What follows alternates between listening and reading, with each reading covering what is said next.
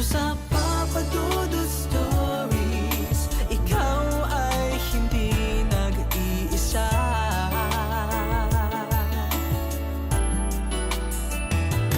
Dito sa Papa Dudut Stories, may nagmamahal sa'yo. Papa Dudut Stories, Papa Dudut Stories. Dear Papa Dudut, sa lahat po ng mga nakatutok ngayon, huwag kalimutan na mag-like, mag-share at mag-subscribe.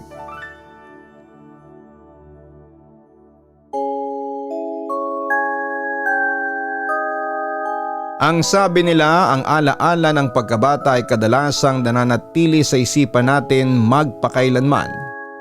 May mga masasaya, may mga nakakatawa, pero may mga alaala ring pilit nating itinatakip at kinakalimutan dahil sa sobrang takot at trauma na dulot nito. May mga pangyayaring mahirap ipaliwanag at parang may sariling buhay na bumabalik sa isipan natin kahit lumipas man ang mahabang panahon. Dear Papa Dudut, ako nga pala si Christine, 32 years old. May nagmamahal at minamahal. Sana kayo rin. Nagtatrabaho ako sa isang private company at madalas online ang trabaho ko. Masasabing freelancer po ako. This month ay kakarating ko lamang dito sa Commonwealth sa bahay bakasyonan ng mama ko para dito pansamantalang tumuloy dahil sa mga ganap sa work ko at buhay ko. Pero sa Aguo, La Union ang province ko. May dalawang nakakatanda akong kapatid na lalaki na itago na lang po natin sa pangalang JD at Neil. Si Kuya Neil ang panganay. Mas matanda sa akin ng 5 taon at si Kuya JD naman ang pangalawa na mas matanda naman sa akin ng 3 taon. Dahil ako ang bunso at nag-iisang babae, ako ang laging inaalagaan. Laging sinusundo at minsan ay laging pinagbibigyan, Papa Dudut. Pero sa kabila ng proteksyon nila, may isang pangyayari noong bata pa ako na kahit sila ay hindi nila kayang maipaliwanag. Na ako mismo hanggang ngayon ay naguguluhan pa rin sa kung ano ang mga nasaksihan at naranasan ko. May long time boyfriend po pala ako, ang pangalan niya ay MJ. Siya ang dahilan kung bakit ako nakabalik noong nakaraang buwan sa lugar na matagal ko nang iniiwasan, Papa Dudut. Ang natatandaan ko ay 7 taong gulang pa lamang ako noong mangyari ang gusto kong i-share sa inyo na kwento. Panahon kung saan ang mundo ko pa noon ay puro laro lamang, kumain ng mga matatamis at walang ibang iniisip kundi ang magsaya. Yung walang gaanong iniisip na problema, hindi gaya ngayon na tayo ay nagkakaedad na. Nagsimula yung pangyayaring yon noong magbakasyon kaming magkakapatid sa bahay ng lola namin sa Quezon Province.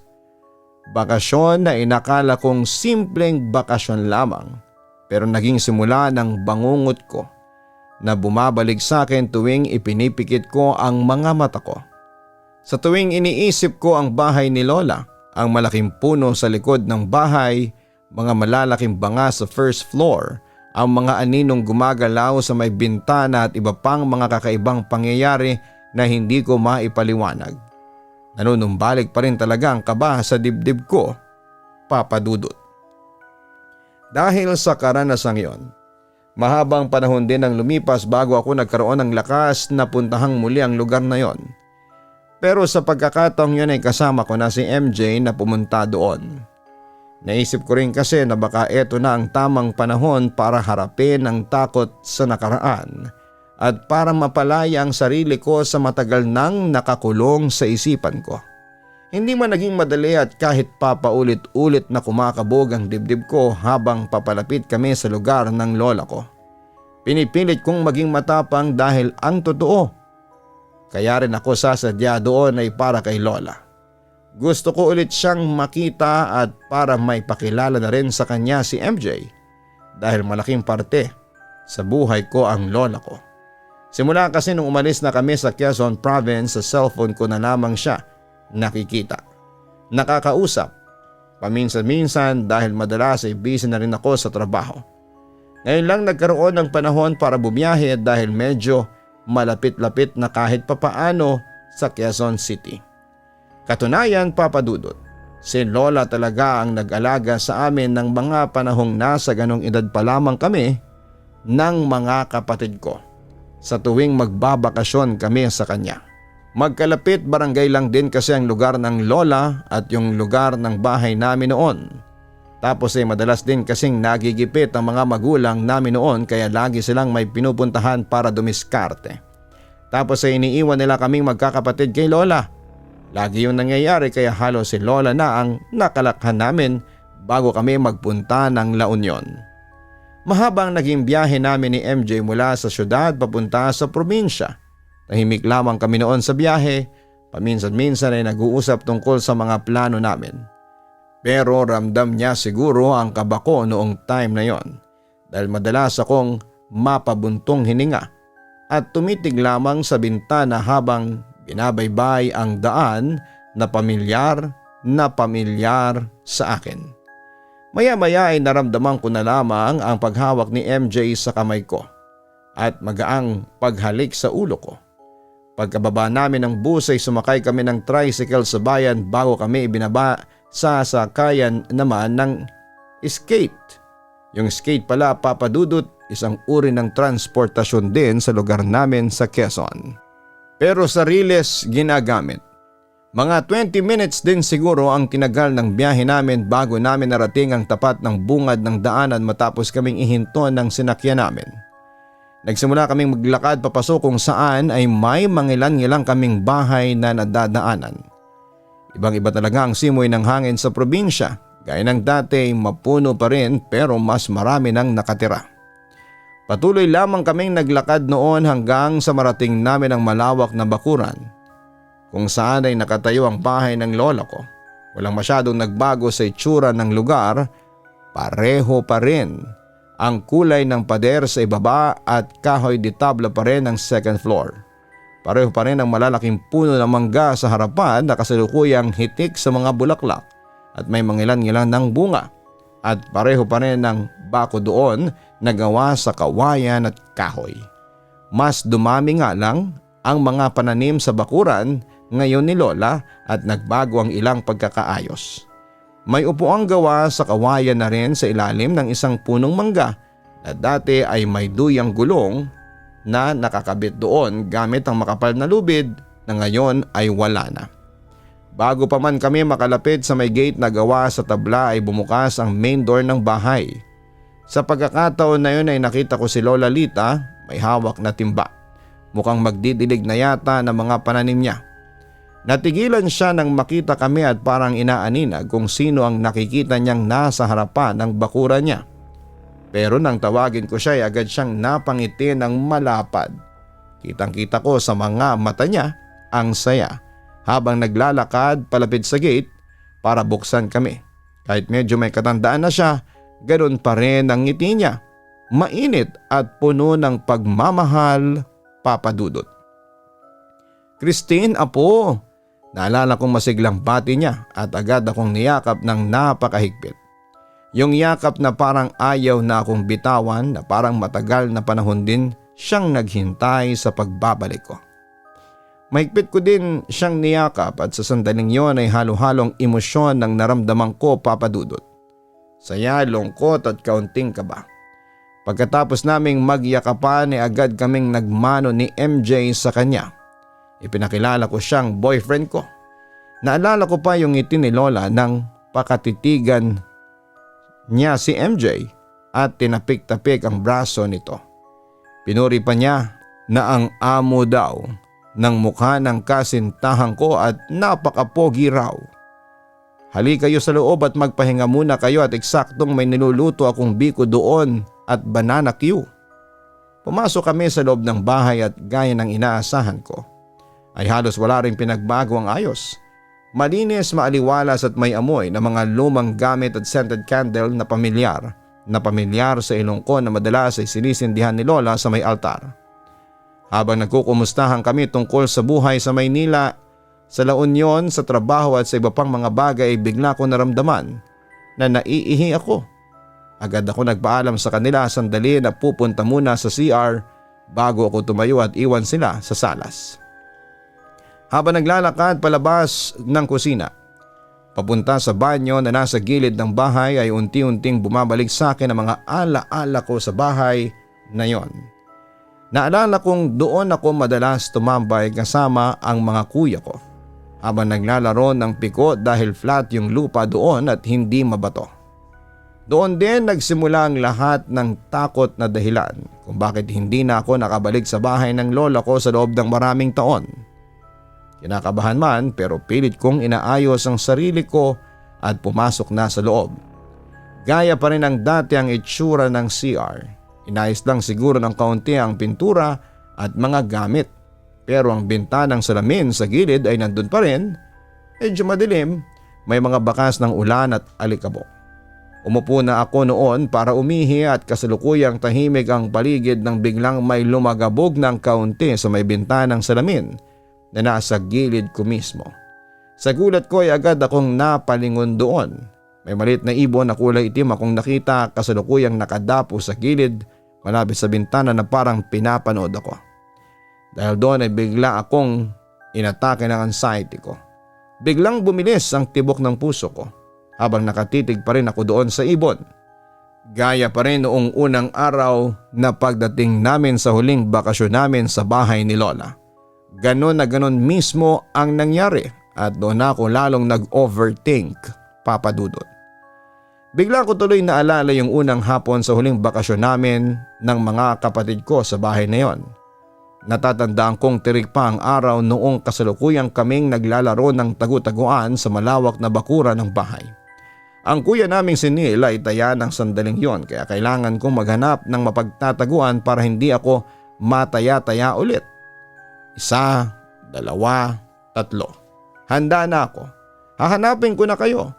Dinig ko pang sigaw ni Kuya Neil kaya mas nataranta ako sa paghahanap ng mapagtataguan. Binilisan ko ang pagtakbo papunta sa likod ng bahay at naisipan kong sa likod ng CR at kusina ay may malaking paso at may mataas na halaman yon. Sapat na para pagtaguan ko na hindi agad mahahanap. Dahan-dahan akong pumunta doon at nagtago. Tahimik ako at pigil ang hininga para masigurado kong hindi agad ako mahahanap ni Kuya. Pero habang nakatago ako, may napansin ako sa ibabaw ng malaking bato na malapit sa may bintana ng CR, isang itim na ibon. Nakatitig lang ito sa akin habang nagtatakang pinakatititigan ko din yon. Hindi ito lumilipad kahit malapit lang ako. Parang hinihintay nito na lapitan ko. Dahil bata ako at curious noon ay nilapitan ko ito at dahan-dahang inabot. Akala ko ay lilipad pero hinayaan lamang niyang damputin ko siya. Ang ganda mo naman, natutuwang bulong ko. Nagtagal ako doon na nakatayo habang pinagmamasdaan ng ibon. Nakalimutan ko na nga, Papa Dudut, na may laro pala kami at hinahanap na ako ng kuya ko. Nung maalala ko na dapat ay magtago pa ako sa ibang taguan ay mabilis kong nilapag yung ibon sa bato. At mga alis na sana ako pero biglang may sumitsit. Sigurado ako noon na yung narinig kong sitsit ay malapit lang sa akin. Natigilan ako at napalingon-lingon sa paligid. Inakala ko pa nga noon na nakita na yata ako ni Kuya noon pero noong tinawag ko ang pangalan ni Kuya Neil ay wala namang sumagot. Tahimik ang buong paligid, Papa Dudut, as in masyadong tahimik. Kahit nga yung mga dahon ng puno na hinahangin ay parang hindi ko na naririnig. Katunayan ay binaliwala ko na ng mga sandaling yon ang sitsit na narinig ko at akmang maglalakad na sana ulit pabalik sa base ng tagu-taguan pero nang humakbang ako, may narinig akong tumawag sa pangalan ko. Sigurado akong boses yon ng isang babae, Papa Dudut, at hindi boses ng mga kuya ko. Hindi nagtagal ay naulit yung pagtawag sa pangalan ko. At sa pagkakataong yon ay mismong sa tenga ko na bumulong. Nanigas ako sa kinakatayuan ko at marahas na lumingon sa likuran. Nilibot ko ang paningin ko sa masukal at nagtataas ang damo sa may puno at sa mga sulok pero wala akong makitang tao. Wala ni anino ng kahit isa sa mga kapatid ko. Kaya inisip ko na baka si Lola ang narinig ko na tumawag sa akin sa hindi kalayuan kaya nag-decide na akong tuluyang tumakbo. Pero bigla akong natigilang muli sa pag-alis nang marinig kong may sumitsit muli kasunod ng pagtawag ng aking "Christine, dito ka! Dito ka!" Mas malapit na yon at parang galing mismo sa likuran ko. Sa sobrang gulat at takot ko noon ay ginusto ko nang tumakbo ng mabilis pero biglang may kung anong malakas na tumulak sa balikat ko. Ramdam na ramdam ko ang pagtulak na yon na dahilan para mawalan ako ng balanse at matumba ng padapa. Napaiyak na lamang ako nang maramdaman ko ang hapdi ng tuhod ko. Nasugatan at dumudugo yon dahil sa matulis na bato at tuyong sanga. Eksakto namang dumating si Kuya Neil. Nakita kong patakbo na siya. Napapalapit sa akin kasunod si Kuya JD. Kitang-kita kong nag-aalala silang nakita akong nakaupo sa lupang mabato at maraming nagkalat na mga sanga habang kasalukuyang hawak ang tuhod at umiiyak. "Anong nangyari sa'yo? Kanina ka pa naming hinahanap. Tawag na tayo ni Lola para kumain." Tinulungan akong makatayo ni Kuya Neil at nakita agad ni Kuya JD ang tuhod ko na may sugat at dumudugo. "Buhati mo na lang kuya, dumudugo yung tuhod niya." Sabi naman ni Kuya JD. "Bakit hindi ka na kasi nag-iingat? Huwag kang tatakbo kasi, yan tuloy. May tumula kasi sa akin eh." Kwento ko sa kanila habang umiiyak. Lumingon si Kuya JD sa paligid at nakita ko ang pagkunot ng noo niya. "Wala namang tao dito ah. Baka nadulas ka lang o natisod." Sabi naman ni Kuya Neil, "Halika na, tugasan na natin yan sa poso at ipagamot natin kay Lola." Dahil takot na takot ako, yumakap na lamang ako kay Kuya Neil habang buhat niya ako papunta sa poso. Hindi ko alam noon kung bakit wala kaming taong nakita doon na tumulak sa akin kaya ako nadapa. Basta ang alam ko lamang ay totoong nangyari yon, Papa Dudut. Dumaan ang mga araw at kahit na gumaling na ang sugat ko sa tuhod ay hindi na nawala ang kaba ko tuwing mag-isa lamang ako sa likod o gilid ng bahay kung saan kami naglalaro. At nung ikatlong araw na namin doon, may nangyari muli na hindi ko alam kung paano sasabihin sa kanila, Papa Dudut. Isang hapon yun nung pinapatulog ako ni Lola Lita. Sabi niya ay matulog daw muna ako kasi hapon na para daw lumaki pa ako at tumaba-taba naman. Para pagising ko rin daw ay hindi na mainit sa labas at pwede na ulit akong maglaro. At madalas niyang sabihin noon na kapag natulog ka, may ibibigay akong candy at pera na 10 piso. Dahil bata pa ako ay nahihikayat ako sa premyo. Kahit na ayaw ko sanang matulog at gusto ko na lamang maglaro ay sumusunod pa rin ako, Papa Dudut. Malaking pera na rin kasi ang 10 pesos para sa akin noon. Nagkakapera lang kasi ako noon kapag pinapatulog ako ni Lola. Natatandaan ko pang humiga ako noon sa kama at tinabihan ako ni Lola na matulog din ng sandaling yon. Hinahagod pa niya ang likod ko na madalas niyang gawin para makatulog ako. Effective yun noon sa akin kasi dahan-dahan talaga akong nakakatulog ng mahimbing nang hindi ko namamalayan. Ilang oras din akong nakatulog ng hapon na yon hanggang sa maalimpungatan ako. Nanatili lamang akong nakahiga habang nagpapamanman dahil medyo inaantok pa. Humihikab pa nga ako bago ko napansin na nagbago na ang kulay ng liwanag na pumapasok sa bintana ng kwarto ni Lola kung saan kami natutulog na dalawa. Ramdam ko ng mga sandaling yon na nasa likuran ko pa rin si Lola, nakahiga at parang mahimbing pa ang tulog. Naririnig at nararamdaman ko pa nga ang mahina niyang paghinga sa bato ko noon. Nakatagilid ako noon nang mapatingin ako sa may pintuan nang biglang bumukas yon at pumasok si Kuya JD. "Gising ka na?" Tanong niya ng mahina pero sapat para marinig ko. Kaya dahan-dahan akong bumangon, kinusot-kusot ko muna ang mga mata ko habang nanatili akong nakaupo muna sa higaan. Sabi ni Lola, "Gisingin na daw kita kasi hapon na. May merienda sa ibaba, tara na." Anyaya niya sa akin na ipinagtaka ko. Dahil sa sinabi niya ay agad kong nilingon ang parte ng higaan kung saan ay katabi ko lamang kanina si Lola. Wala na doon si Lola, walang kahit na sinong tao doon. Muli kong kinusot-kusot ang mga mata ko at muling tinignan yung parting yon, pero wala talaga. Pero sigurado akong may kasama ako noon bago pumasok ang kuya ko. Papa Dudut, dahil ramdam na ramdam ko noon yung paghinga ni Lola sa bato ko. Bakit? Tanong ni Kuya JD noon sa akin habang nagtatakang nakatingin sa akin at sa tinititigan ko. Pero hindi ko na nagawang sumagot pa nang sabihin niyang tara na, bilisan natin baka maubusan pa tayo ni Kuya ng niluto ni Lola na banana Q. Nang akmang aalis siya ay mabilis akong napalundag pababa ng kama at napatakbo palabas. Halos inunahan ko na nga si Kuya noon palabas ng kwarto dahil sa takot na nararamdaman ko. Mabilis na lumipas sa mga araw at naging abala ulit ako sa paglalaro. Kaya yung mga nangyaring kakaiba noon na nasaksihan ko ay mabilis ko ding nakalimutan. Isang hapon pagkagising ko mula sa pagtulog ay nagaya naman ang dalawa kong kuya na maglaro kami ng tagu-taguan.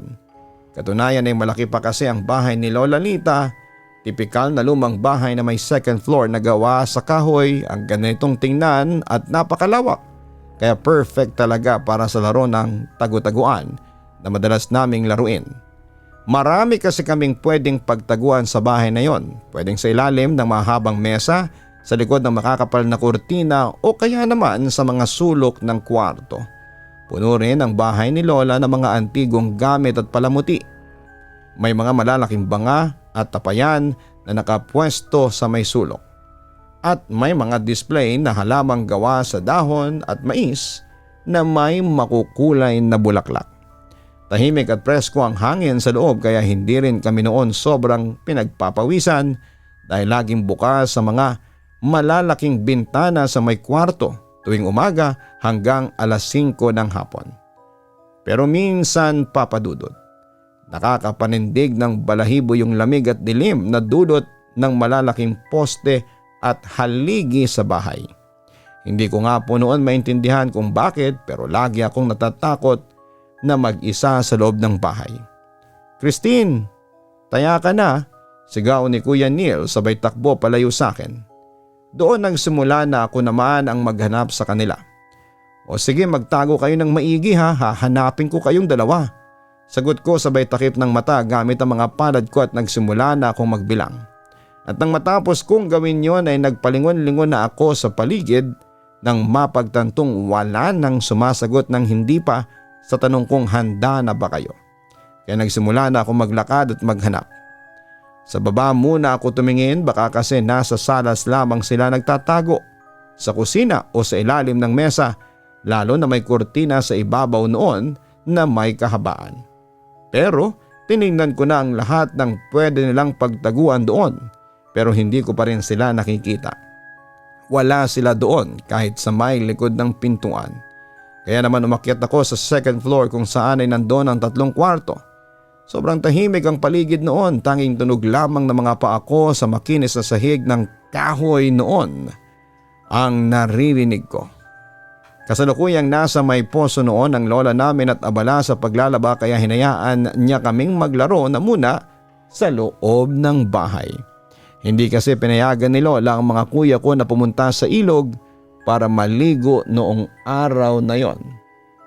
Habang naglalakad nga ako noon, Papa Dudut, ay biglang may nakita akong anino na mabilis na tumakbo papasok sa kwarto sa dulo ng pasilyo.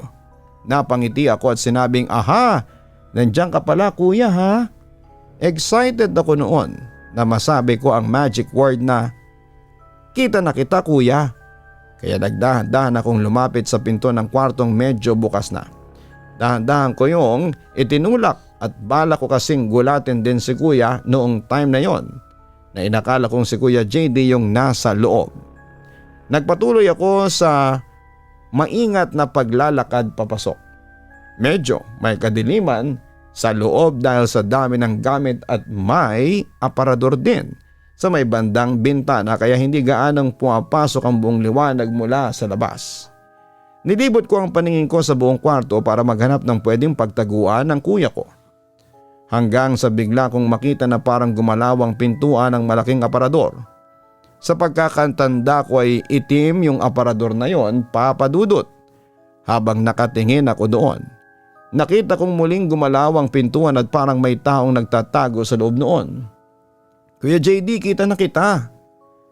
Nangasar na sabi ko pa nga noon habang dahan-dahan akong humahakbang palapit sa aparador. Kasunod noon ay narinig kong muli ang tunog ng sahig sa bawat takbang ko kasabay ng unti-unting pagbukas at mahinang paglangit-ngit ng pinto ng aparador. At nung nasa harapan na ako noon at handa na sanang hawakan ang gilid ng pintuan para buksan at sabihing boom, hindi ko palang nahawakan yon ay biglang may lumabas na dugo ang kamay sa loob ng aparador. At tinawakan ako ng mahigpit sa braso ko dahilan para manigas ang buo kong katawan sa sobrang pagkabigla. Sobrang higpit at sobrang lamig noon, Papa Dudut. Parang yelo yung lamig nang nakahawak at ramdam na ramdam ko yung sakit ng pagkakahawak sa akin dahil parang may mga kuko na tumutusok pa sa balat ko. Sa sobrang takot ay malakas na napatili ako noon at pilit na hinahatak ang braso ko para kumawala. Pero ayaw akong bitawan ng dugo ang kamay. Hinihila pa rin ako papasok sa loob ng aparador kaya nagpanik ako noon at nagpatuloy sa paghingi ng tulong. Panayang sigaw ko noon sa pangalan ni Lola at ng mga kuya ko. Umiiyak na rin ako ng mga sandaling yon, Papa Dudut. At dahil sa lakas ng sigaw ko ay narinig yon ni Kuya JD at Kuya Neil na nasa ibang kwarto pala nagtatago. Agad silang tumakbo papunta sa kung nasaan ako.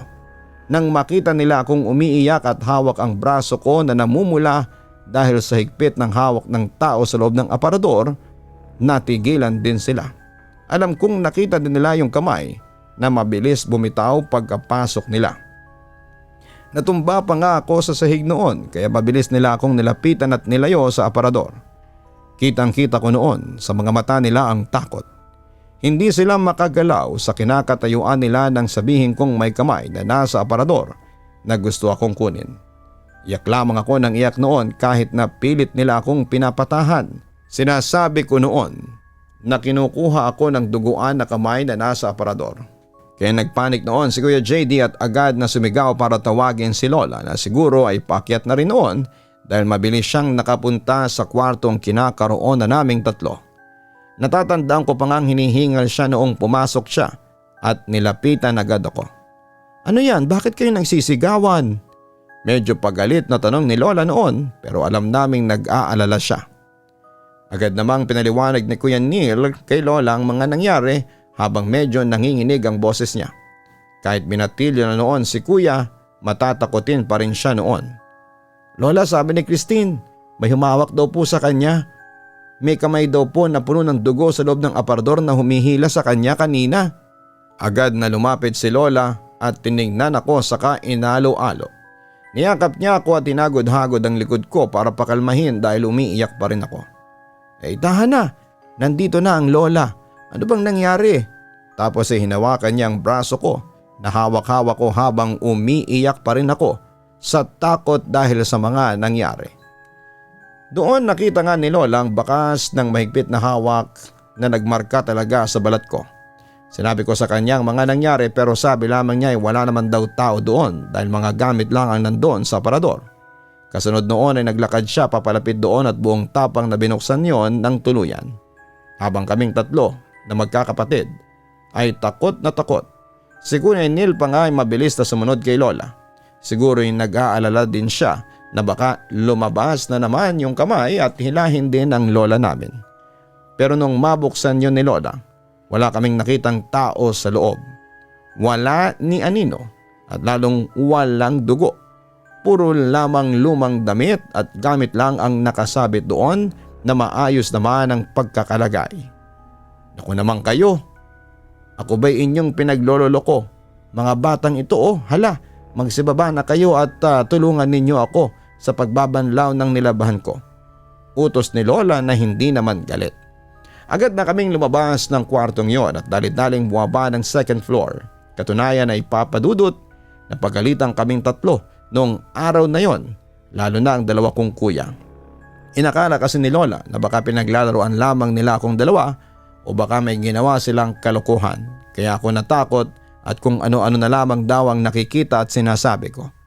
Gusto ko sanang magsabi kay Lola na totoo ang nakita ko. Na totoo ang nangyaring paghawak ng kamay na nagmula sa loob ng aparador at totoo ang sakit sa braso ko. Pero dahil mukhang hindi yon pinapaniwalaan ni Lola at pagod na rin siguro siya sa paglalaban ng araw na yon ay tumahimik na lamang ako. Pero sa loob-loob ko noon, alam kong totoo yon. Alam kong may nakita ako. Alam kong hindi lang ako ang magpapatunay, kundi pati na rin ang mga kapatid ko, Papa Dudut. Kinagabihan nagsimula na akong lagnatin nang kapain ni Lola ang noo ko at leeg matapos niyang mapansin na nilalamig ako ay nilalagnat na pala ako ng mataas noon. Pinainom niya kagad ako ng gamot habang sinasabing baka nabati ako dahil nasobrahan daw kami sa paglalaro. Dahil sa lagnat, pagod at takot, nakatulog din ako ng maaga ng gabing yon. Nagising lang ako noong madaling araw dahil naiihi ako.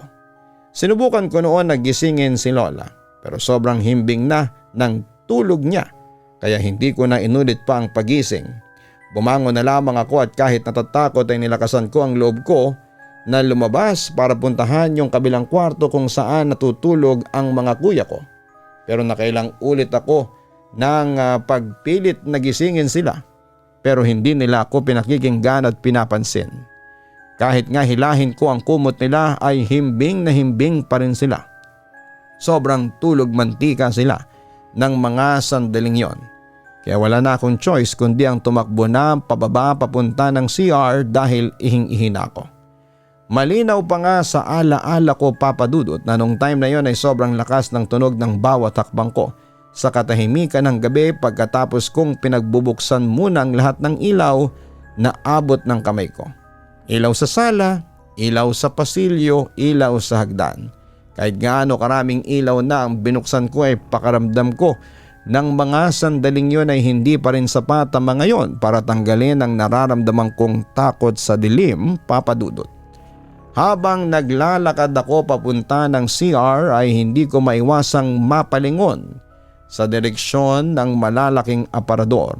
Sa taas kahit na nakasarado yung pinto ng kwarto kung nasaan yon. Paulit-ulit pa rin kasing bumabalik sa isipan ko ang itsura ng dugoang kamay na nakita ko doon. Pagpasok ko sa CR, mabilis ko nang ginawa ang dapat kong gawin dahil ayaw ko nang magtagal doon. Bala ko na nga noong tumakbo kapag nakalabas na sana ako ng CR pero hindi na yon nangyari pa.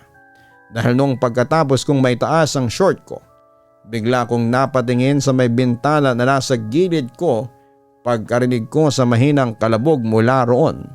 At doon ang laki ang mga mata ko sa takot pagkakita sa maraming anino ng mga kamay na unti-unting dumidikit sa salamin ng bintana. Kitang-kita ko rin na may maitim at malapot na likido na parang dugo na unti-unting umaagos at dumadaloy pababa ng salamin. Sa sobrang takot ko noon ay parang tumigil ang mundo ko. Hindi ako makagalaw at hindi ko magawang makasigaw hanggang sa unti-unting dumilim ang paningin ko. At ng mga sandaling yun ay hindi ko na alam na nawala na pala ako ng malay. Papa Dudut, nagising na lamang ako noon nang marinig ko ang boses ni Mama. Doon ko nalaman na kararating lang nila ni Papa. Nang makita nilang gising na ako, tinanong agad nila kung ano daw ang masakit sa akin. Sinabi din nila na narinig daw nila ang malakas na tiliko habang papasok pa lamang sila sa gate. Maging si Lolang araw ay nagising at natatarantang hinanap ako. Nalaman ko rin na natagpuan ako nila Mama sa sahig ng CR na wala ng malay. Iniisip na lang siguro nila na dahil sa lagnat, kaya kung ano ang mga nakikita ko at nahimatay pa ako. Hindi na lamang din ako umimik pa dahil natatakot ako noon sa mga nakita ko. Basta ang sabi ko lang noon ay gusto ko nang umuwi sa bahay namin. Simula ng araw na yon ay hindi na talaga ako sumasama tuwing pumupunta si Mama sa bahay ni Lola.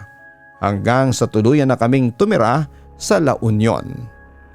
Pero neto ngang bumisita kami ni MJ sa bahay ni Lola. Nakabalik naman ako sa salas nang wala ng kahit na anong kakaibang pangyayari gaya noong 7 years old ako. Iniisip ko na lamang talaga na siguro ay dahil bata pa ako noon kaya madaling takutin ng mga kakaibang nananahan sa bahay ni Lola para mas makakuha sila ng negative energy mula sa mga takot ko noon.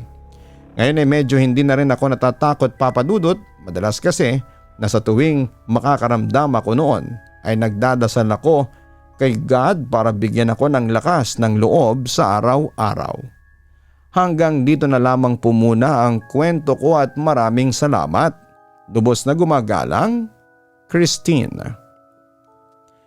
Maraming salamat sa pagbabahagi ng iyong kwento, Christine. Tunay ngang nakakapanindig balahibo ang mga karanasan mo noong bata ka. Ang mga ganitong pangyayari ay nagpapatunay na may mga bagay talaga sa mundo na higit pa sa ating pangunawa at hindi kayang ipaliwanag ng siyensya. At nakakatuwang malaman na sa pagbabalik mo sa bahay na nakapagbigay sa iyo ng takot noon ay wala ka ng kakaibang naramdaman at nangyari sa iyo. Nagkaroon ka na ng lakas ng loob na harapin ang mga takot na yon. Naway magsilbing aral po ito sa bawat takot at pagsubok. Ang sariling katatagan ng positibong pananaw ang magiging pinakamatibay nating sandigan dahil sa huli, tayo mismo ay may kakayahang palayain ang sarili natin mula sa takot upang makahanap ng tunay na kapayapaan.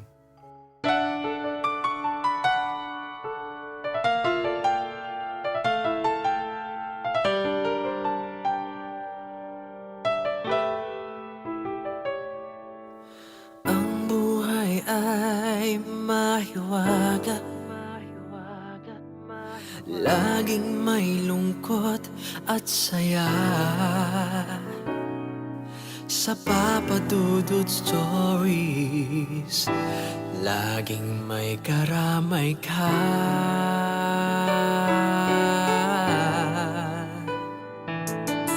Mga problemang kay bigat, dito ay pakikinggan ka. Sa Papa Dudut Stories, kami ay iyong kasama. Dito sa Papa Dudut Stories, ikaw ay hindi nag-iisa.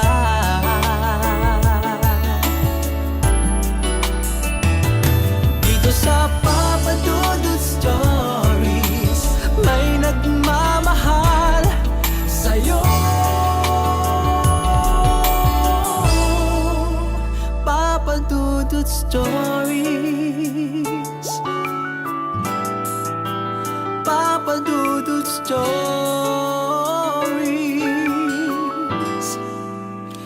Papa Dudut Stories.